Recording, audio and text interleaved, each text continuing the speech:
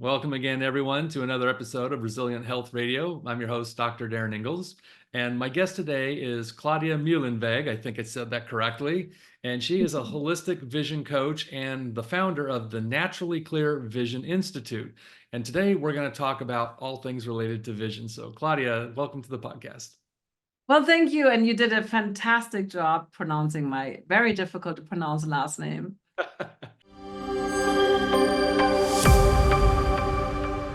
So, it's funny, I'm one of these people. I was pretty blessed that I never had any vision problems until I hit the magic age of 45 and started to notice that print seemed to get smaller and smaller. I'd go to a restaurant looking at a menu, I had to flash a light on it.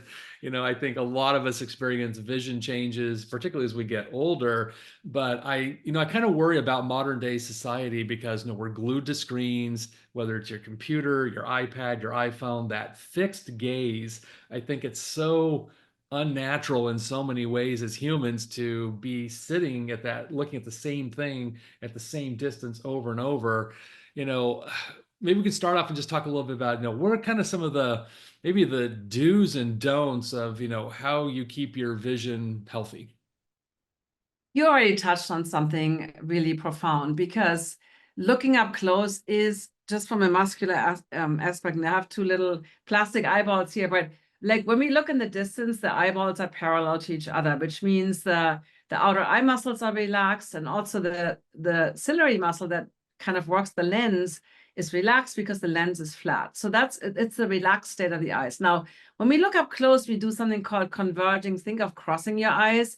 So basically, the nasal kind of eye muscles have to pull a little bit more, the other ones have to lengthen, and then the ciliary muscle tightens to flex the lens. So think of flexing your biceps, for instance. Now, Right. obviously, you can do that. Obviously, we have this range of so-called accommodation at all kind of distances, but we're not supposed to do that for hours and hours and hours at a time without letting the eyes shift and move around. So my first do is, and screens is a totally even different topic compared to just reading, what we used to do when I grew up, is basically that you want to make it so that it's easy for you to look near and far. So one tip I give, and I actually am not a good example right now, but I'm also not in my usual office, but you want to look, if I weren't on the show, I would turn the computer around and look outside. So that way you just have to shift your eyes like an inch up and you're already looking outside. You don't have to get up, turn around. So make it easy for yourself when you're on screens so that you set them up, not against the wall, but looking outside a window. Makes it really easy instead of like, they talk about the 20-20-20 rule, like every 20 minutes, get up for 20 seconds and look 20 feet in the distance. Like who does that, right? I think just setting up your environment, that's a huge one. And another little tip I want to give right now that applies to screens, but overall vision, blinking more. Blinking is something that is both lubricating the eyes, because it only takes 10 seconds of not blinking to thin the tear film. So when we talk about dry eyes, which is often related to computer use or hormonal changes, so blinking is one of those things. And it gives you a little like restart. So whenever have you ever like stared at something and then somebody would like blinking is kind of like resetting your gaze a little bit. So it prevents that kind of hard stare at the screen. So, for me, I said, it's something that didn't hit me till I was in sort of my mid 40s. And we see this a lot with, people as they age. Is this something that's really inevitable? Are we all kind of, destined to end up in at least, cheaters at some point? Or is this something really, if we kind of stay on top of it, we can prevent getting to that point? I think we can definitely prevent getting to that point. And I know many people in their 70s, 80s, 90s, and even hundreds that could. One of my dear friends, he passed away in 2020, not of COVID, but he could read the menu like fine. And both his parents had glasses. Now, I would always say it's very common that we have these vision problems, just like other health challenges. And of course, we get older, right? Like you and I, we have more wrinkles than we did 40 years ago. And things are changing, and we have to be, I would say, even more on top of things if we want to age healthy and be resilient, right? Like what you talk about on your show. So vision is one of those things. If you install good habits, if you like work on it on the mental, emotional, and physical level, really, you can do a lot of good things. And Obviously, genetics play a role too. We do have genetics. I mean, we can't pretend that doesn't exist. But your lifestyle and your habits have a bigger impact, and your diet and sleep, all these other factors, right? Hydration, there's all these other factors, have a bigger impact on your vision than just genetics and aging. Wow, you had to bring up the wrinkles, didn't you? I know, happens when we all get older, right?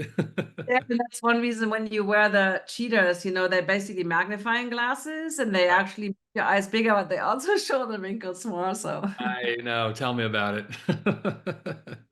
So what about, for people who are considering something like, PRK and LASIK and these kind of things that, can help correct vision?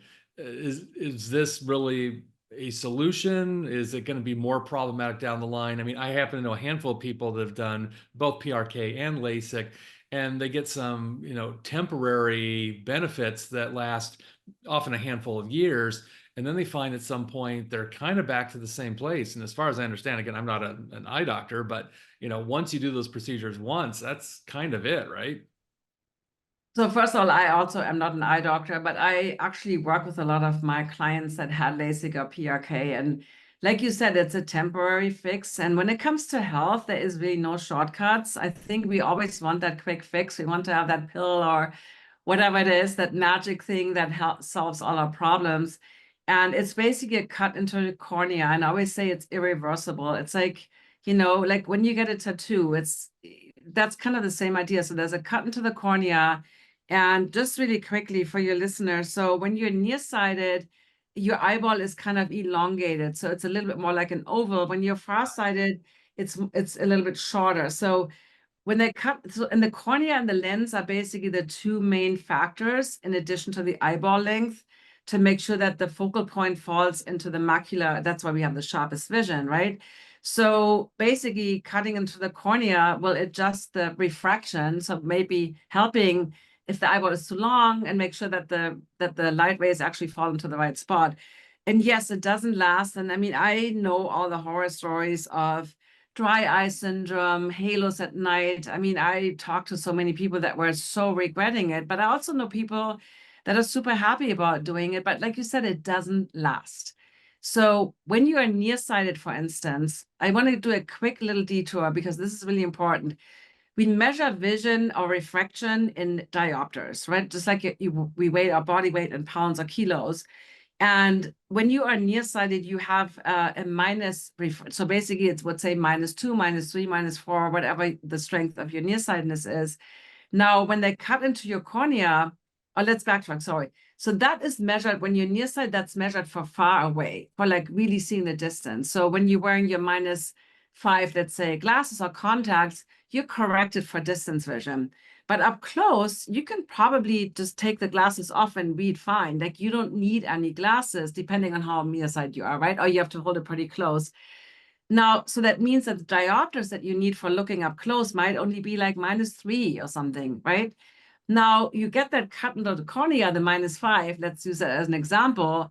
And now you have to work against that because you're basically straining against the overcorrection that anytime you spend any time on the computer or reading or doing other near point things. And when we are younger, it's like how we can party all night and be fine the next day. We can kind of pull that in, but eventually that's really exhausting for the eyes. And then you get that syndrome where now you need almost like readers, like let's say +2 readers to even out the for reading, right? So somebody like that isn't all of a sudden farsighted. You just never needed the -5 for reading, but now your whole system, your brain and your body it's just too much work to work against that correction. And so really there is no quick fix. And that's why I love to educate people on keeping your vision in good shape and how you can actually improve it. But yeah, do I blame people for wanting that quick fix? We all do to a certain degree, right? Lifestyle, really addressing the root cause is work. We have to do something for that. So that's my take on it. Yeah, I see my eye doctor every year, and I'm fortunate I still have 20/20 distance vision, but again, I wear the cheaters for seeing up close. For someone like me, and for a lot of people like me who, really have decent vision, except when they're reading and, they need that up close help, Is this something that can be reversed? Yes, I mean, I'm always careful with the word reverse because, depending on your age and how long you've been wearing readers, but I had so many clients, even people that were strong progressives in their 70s that had like, when we break the prescription apart into near and far, they would be close to +6 diopters, like really, really strong. And they often just go to a drugstore where the +1 3s and then slowly step down. Now, not everybody gets to the point where they don't need them at all, but you can always, every single person that works with me sees huge improvements. So either you don't need them anymore, maybe the lighting is good, or you need like really weak cheaters, so to speak. So there is always, we have to also practice. What I teach is not really eye exercises, it's more relax exercises. But there is a few things like we need to train that biceps, right? We need to practice, the converging, looking up close, like kind of crossing your eyes. We need to practice that too. We need to kind of get the muscles to the whole range of near and far. And one more thing I want to say about the cheaters, I always call them the gateway drug because eventually your eye doctor will say, Darin, you know what? Your distance vision is only like 20/40 and you cannot drive without glasses. And now you get what they usually prescribe you is bifocals or progressive glasses. And those, we can talk about those separately. Those have another whole set of problems, except for that they're also very expensive. But there's another problem with like posture because now you're trying to Right. move your head to kind of, but yeah, so that's why I always say like be careful with the reading glasses. Only use them if you absolutely have to, and then use the absolute weakest one that works for you, right? So that's usually how we get started in my programs. It's like doing little things like that to begin with. We have an optometrist that we work with that's very close to us who does a lot with vision therapy. And Oh, I've had great. patients who've done very well with that. How would you describe what you do? Is it a type of vision therapy or would it be something distinctly different? I mean, I do some of the practices from vision therapy. So vision therapy is usually focused on how the two eyes work together. So eye teaming. A lot of times, vision therapists are like a behavioral optometrist or neurooptometrist. They have different words. Work on like how the eyes work together. So amblyopia, lazy eye, or strabismus, or double vision. So a lot of times they work with children, finding these problems from an early age on. So I do some of that too. I use the Brock string. I use different other techniques. I use a field divider. So I do work in my program with fusion or stereo vision, how the eyes work together, especially if the eyes are imbalanced. Maybe one eye is a lot weaker or it has a child. I even had clients that had one eye nearsighted and one eye farsighted. And so we get the eyes to kind of become friends and actually work together. But sometimes I have to refer somebody to a vision therapist if they are really, you know, so sometimes working hand in hand with a vision therapist is great. I also had clients with really strong hyperopia farsightedness from childhood on, and she got to the point she did a year of vision therapy and she didn't see any improvements. She couldn't read a book at all. For her, it wasn't about the glasses. It was about doing her photography and reading and, her lifestyle. And so she did my program, which is focused, again, we do those quote unquote exercises too, but we also do a lot of relaxation of eyes, body, mind. And it's not just, yoga. It's very specific for the eyes and the brain. But that in combination and nervous system regulation, really important, right? So that got her the results. So I would say it's not the same. There's a few things I do that are also in vision therapy, but I'm nowhere close to working as detailed on the fusion of the eyes or stereo vision than somebody would do in a behavioral optometrist's office. So there's been some really interesting research I've seen coming out about exposing your eyes early in the morning to sun as soon as you get up. They said within 30 minutes of getting up, get outside or get out and get your eyes exposed to the sun. What are your thoughts about that early exposure? And I guess that kind of leads into, what do you think about sunglasses? That's a great question. I love that question. So my method is based really on the Bates method. Dr. Bates was an ophthalmologist and Columbia professor and actually discovered adrenaline over 100 years ago. And he was curious about his patients. Some of them improved their vision. He's like, wait a moment, I didn't learn that in school. I thought vision could only get worse. And he was a big advocate of sunlight exposure, and we call that sunning. And we usually start with eyes closed because here's the thing, eyes are light receivers, and it's like how, and I was super light sensitive, Darren. I couldn't go outside without sunglasses. You know, we both live in Southern California. I had to, even like on an overcast day, I couldn't go outside. So when you think about it, like imagine the ears are like, they don't like sound. It's like, it's almost like it doesn't make sense. So we need the sunlight for many, many other health reasons, from hormones to vitamin D production. We need to, for skin toning, the brain decides through the eyes how bright the sun is, how much melanin to stick. I mean, there's a whole process. Right? It's like when you think about nature. So I am not a fan of sunglasses, but I also say extreme conditions like a glacier, skiing, like on the ocean, or if you take any drugs or you have a disease where your pupils, because the pupils are built in sunglasses, they get very small when it's bright and they open up at night, right? But some people have problems where their pupils don't constrict. So that in that case, 100% wear sunglasses, super important because nature didn't intend so much light to come in the middle of the day, right? And your pupils are wide open. That's not what nature intended. Does that make sense? So I basically work with people like slowly, we're stepping it up, maybe wearing a hat or a cap. So I don't wear sunglasses unless I'm in those extreme conditions at all. It doesn't matter what time of the day it is. The morning and evening sun exposure is especially important to set your circadian clock to kind of tell the body it's daytime, it's evening. And so that's so, and also the first hour after sunrise, there's no UV light. So for people that are more worried about sun exposure, it's definitely a safe time to do that. And then the hour before sunset, it's definitely the safest time if you're very light sensitive to get started. Well, that's great advice. It's funny. I naturally like often don't wear sunglasses again for living in Southern California unless I'm like driving and I'm staring right at the sun and my sun visor can't block the sun. I'll pull my sunglasses out, but I typically don't like to wear them, not for any particular reason. But that's interesting. That apparently that's probably a good thing. I was so into sunglasses, and it's like it's also the styling. Then you think you look so cool, and they were actually really made popular by Hollywood stars in the 1940s.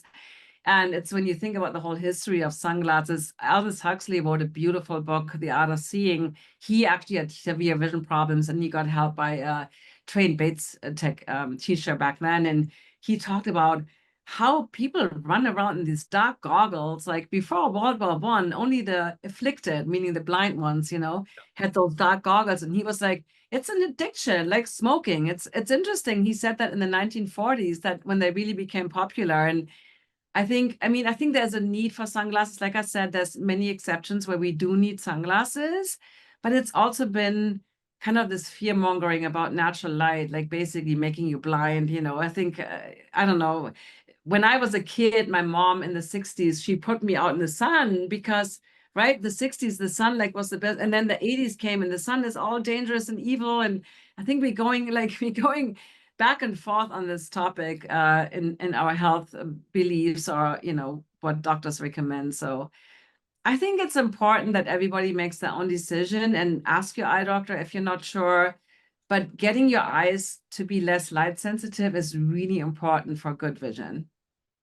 So I've kind of heard this, and I have blue eyes, and they say people with blue eyes tend to be a bit more light sensitive than if you've got green or brown eyes. Is there anything different that people who have different colored eyes should be thinking about doing, or is that really more an old wives' tale? I don't know. I mean, I love Andrew Huberman's podcast. He's a professor of ophthalmology at Stanford Medical School, and he talks about that the eye color makes a difference. But I've also seen very light blue colored people, like eye colored people, like literally look at the sun in the middle of the day and don't flinch. And I've always been very light sensitive. In fact, as a kid already, I had to every time it was bright, I had to sneeze. And I learned that some genetic thing when I did my 23andMe test. I was like, oh, okay. So I don't know, to be honest. I don't know if the answer is right or wrong. I think it does make a difference. It would make sense. If you're living in Africa at the equator, your eyes are going to be darker. I think it makes sense, but I also don't know if it's always directly relatable versus like, what did you do as a kid already? Did you already run around without sunglasses? I really don't know, to be honest, but I think there could be some truth. I mean, it would make sense, I think. Yeah, I was just curious. Yeah, I'm curious too, but I really don't know because I've seen both really dark brown-eyed people being very light sensitive and people with bright, like light blue eyes, like literally being able to look at the sun, and it's like not even a little squint. So I don't know. So, are there things that people, should be starting to do today to keep their vision optimal, healthy, prevent that decline? Is there one or two things that you can think of that everyone should be doing right now? So we already touched on a lot of these things. So first of all, simple things like blinking more, right? Getting some natural light exposure is super important. Setting up your screen in a way that makes it easy for you to look outside so that you basically, if you work in a cubicle in an office and it's more challenging, go outside every day, get some, nice natural light exposure into your eyes. You don't have to just go out for a second, but maybe go for a morning walk. Other things you could do is rest your eyes. Sometimes we just need close your eyes, give them a little rest. Something I also teach, this is also, actually found in Indian yogic practices. They call it cupping, we call it palming. Basically, you close your eyes and then you can rub your hands together and you cup your hands and you cover your closed eyes. The fingers are crossing over the forehead so that you can breathe relaxed in a relaxed way. Then you want to have some elbow support, so you relax your shoulders. And I always say, take a few deep breaths, just kind of like reset your system, like